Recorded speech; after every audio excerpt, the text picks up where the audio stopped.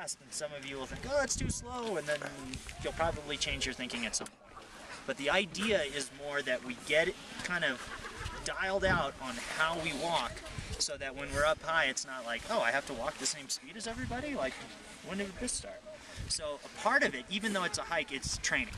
So we'll kind of train our way up, and that way when we're on the mountain, when we're on a rope, when we're all climbing together, we're pretty much, you know, aware that we're climbing as a team, as a strong team together.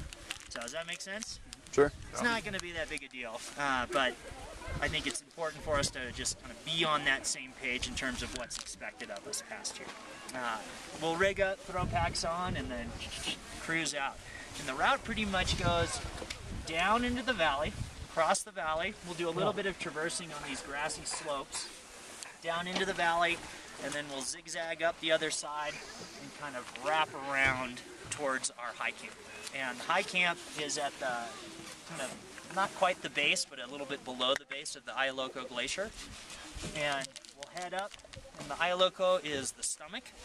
And we'll talk a little bit about the lore of Ixta maybe later. But once we get to the stomach, then we'll get up to the high point. It means I have the tiger. Ixta. And Spoiler and so on the hike, you know, we mentioned it before, self-care is the most important thing. You know, not getting too hot, not getting blisters, staying hydrated, eating lots of food so that when we get to camp, we're actually still useful human beings.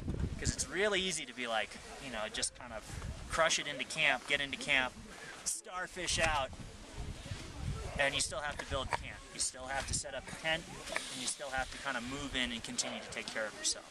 So it's not that long of a time to do it, but you know, it's enough time that we really have to keep our guard up pretty much the whole time. But it is just a hike in, ski poles. We won't need anything technical, hopefully, unless we do, you know, if the conditions turn out to be a little crazier than anticipated.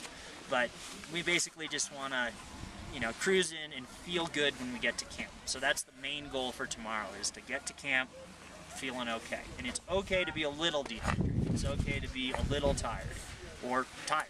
But what's not okay is to get to camp and just give up.